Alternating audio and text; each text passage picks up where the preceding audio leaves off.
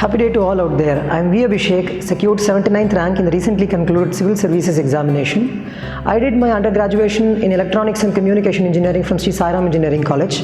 Later I was a part of a TCS for about a year. Then I resigned, came into preparation, and in my third attempt I have achieved my dream. I am connecting with you via the Iasbyheart YouTube channel, and I am here to answer a few questions. I suppose the next 20 minutes you will all find it interesting. Come on, let's get into the show. Yes, this was my third attempt. I was hell-bent on doing the examination this time, and as you said, it was a great feeling of contentment, happiness and satisfaction, and also relief. It was that moment, I can never forget that moment in my life when my teacher called me and said, "You have cracked the top 100 and you're 79th. That's a great feeling that will be there with me forever. A beginner should always not make mistake. The first mistake that a beginner should not make is by adopting a strategy of another individual. Every individual is unique, so during the preparation, every beginner should have their own customized strategy. The second mistake that they should not make is not going for an optional in which they don't have any interest. They should select optional only based on the passion which they have and not just because their friends are going. The third mistake is not having a writing practice during the initial 1 year of preparation, because the exam is not just about prelims but also about mains, where we need to write and clear the examination. So these are the three mistakes a beginner should avoid to ensure that they clear the examination.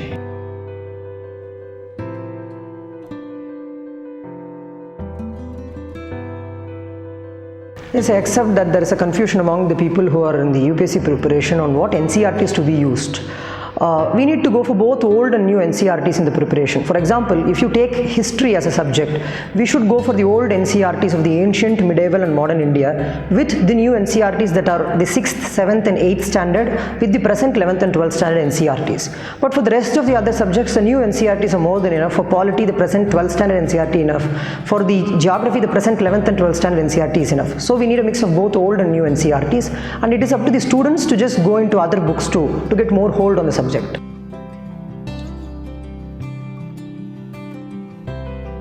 See, my strategy for general study was very simple. First, to complete all the questions asked in the examination, because when we complete the paper, we will get more marks. For the general studies paper 1, my history strategy was to write answers as it is asked. We should be bang on to the question, not deviating and giving unnecessary facts in history. For geography, it is like including diagrams wherever needed, but we should not completely fill an answer with diagrams in geography. For society, it is a very generic strategy I just followed. I just lifted examples out of newspapers and included it in the society answers in the general studies.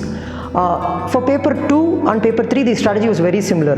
Wherever it is needed, I will substantiate with the current affairs, because when you have more examples, it will definitely make your answer to look much different from what others do, so that we can have an edge. So my strategy is very simple: completing the paper, including examples, and having a proper innovative strategy like flow charts and diagrams wherever it is needed, but at the end of the day, it should not dominate your answers.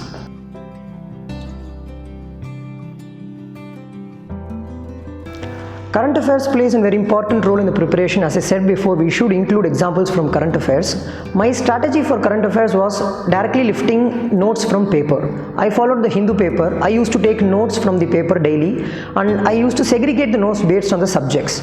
And apart from that, nowadays in internet we just have the current affairs compilations, which is like a year of current affairs or months of current affairs given in one PDF folder. You can supplement the notes which you make with these current affairs compilations that is available, so that you get an holistic knowledge on the current affairs. This was my strategy for current affairs.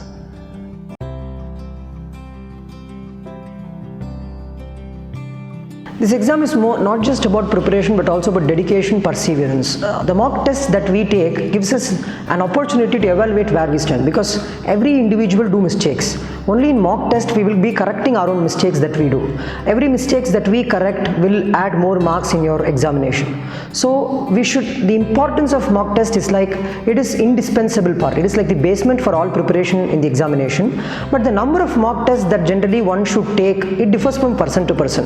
For example, if an individual is very strong in geography, he can take little less mock test, but if he is not in economics, he should go more for the GS3. So it just differs based on the strength and weaknesses of an individual, and also depending on their preparation strategy.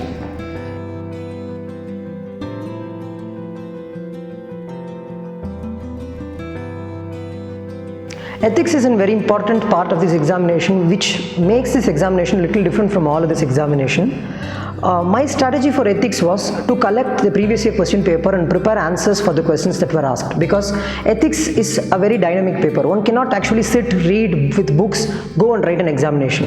It is what you get, how ethical you are, how you bring out the ethics within you in the examination is the GS4. So what I did, I just took the previous year question papers, the question papers that were available to me from the academy.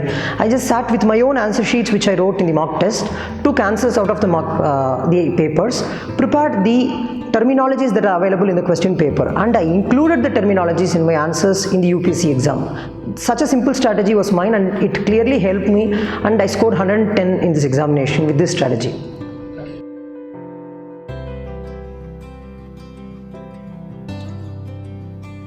For all the people who are now down preparing for the 2020 prelims and mains, you have 1 full year with you. Make complete use of that 365 days with you, because start reading the newspaper from the day one, make notes out of the newspapers, start updating yourself from various sources of knowledge. This is not just about the books. You can go and watch TV news, you can just go out and read some magazines if available, collect and accumulate information as much as possible. But starting from this month, you go into mains writing answer practice, because after clearing your preliminary examination, you will be having hardly 2 months. You cannot club the entire mains answer writing practice then. So start writing the answers right from the day one. You can download the previous year UPSC question papers, you can collect the question papers from various academies that is available to you, then start writing the answers. And the most important strategy for mains is getting evaluation of your answer sheets from your mentor, because you should know how you are writing the answers, how you are presenting your thoughts in the paper. So do that. Start your current affairs, take notes from the current affairs. You can revise your current affairs from the pre-prepared material that is available in the internet, and start writing answer sheets. From March 2020, you completely move into preliminary preparation. You just go sit, attend mock tests. Previous years UPSC question papers can also be solved by you, because it gives you an idea how the 2020 question paper will be. So do all these. I suppose everybody will clear the examination.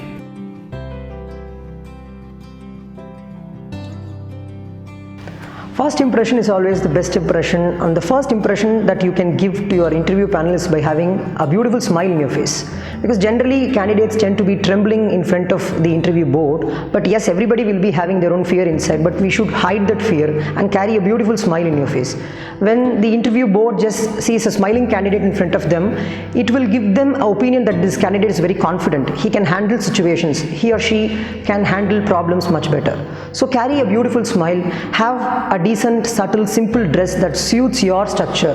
Then you go to the interview board with a smile. That's more than enough to give a great first impression.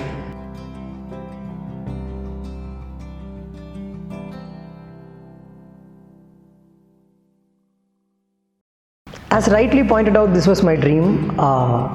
My first priority is to just enjoy the training that is there in the Missouri, but I'm looking forward to the district training that we will be getting a year after the Missouri training, because that gives us the much needed insights into how a district administration is functioning. And apart from that, my areas of interest is always rural development and education. As an IAS officer, definitely we will be given a rural posting as an assistant collector or sub-collector, and also a district magistrate. So I'm looking forward for a rural posting where I can really work for the people and bring some upliftment in their lives.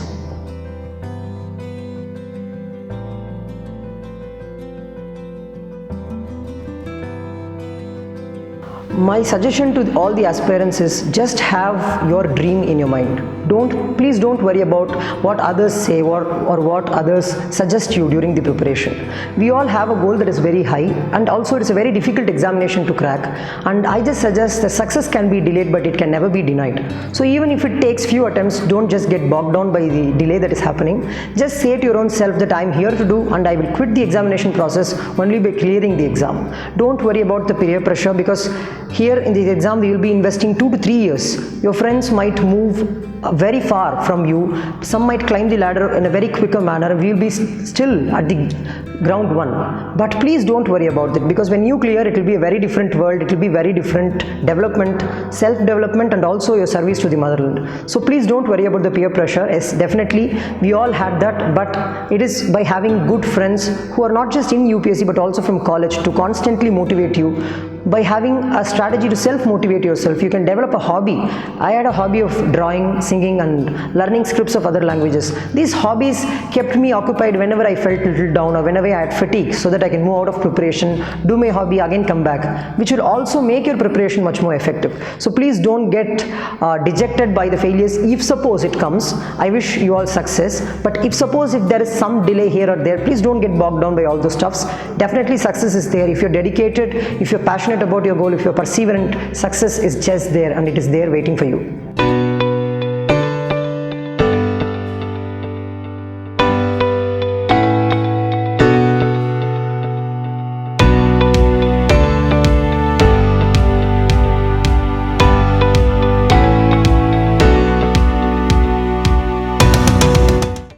Thank you everyone out there for watching my video via the Iasbyheart YouTube channel. I thank everybody here for giving me an opportunity to express myself and to just share a few tidbits about my journey. And I'm sure every aspirant who is watching this video will succeed in future, and they will be here to give their journey as a video. And I thank the Iasbyheart for bringing me here and for projecting myself before August audiences. Thank you so much. Do subscribe to Iasbyheart to get beautiful content relating to the civil services preparation. Thank you so much.